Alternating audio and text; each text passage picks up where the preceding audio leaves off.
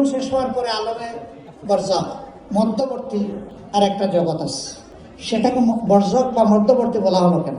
এটা হচ্ছে দুনিয়া এবং কিয়ামতের মধ্যে সেতুবন্ধ, ফাইনাল ডেস্টিনেশন আর দুনিয়ার এই ডেস্টিনেশনের মাধ্যমে এটা ব্রিজিং।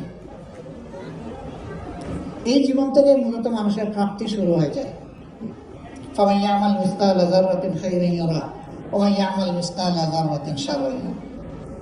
সূক্ষ্মাতি সূক্ষ্ম ভালো কাজ করলেও ফল পাবে, আবার মন্দ কাজ করলেও তার পরিণতি ভোগ করবে। এখান থেকে শুরু। তারপরে ইয়াউমুল কিয়ামা, কিয়ামা মানে দাঁড়ায় যাওয়া। কার সামনে দাঁড়ায় যাওয়া?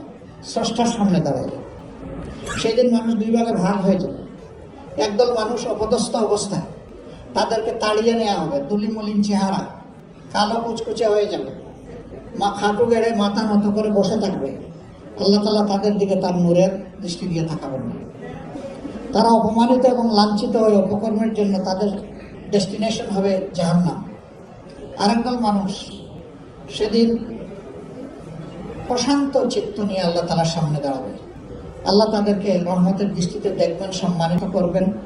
তাদের জন্য আল্লাহ তাআলা জান্নাতের ওয়ার্ডার লিখে দেবেন এবং ফেরেশতাদেরকে অত্যন্ত সম্মানের সাথে তাদের ডেস্টিনেশনে পৌঁছে দেওয়ার জন্য হুকুম করবেন।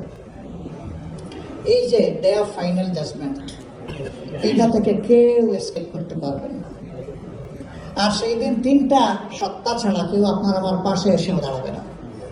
সেই তিন সত্তাও আল্লাহ বিইজনিল্লাহ, আল্লাহর অনুমতি ছাড়া কেউ পারবে না।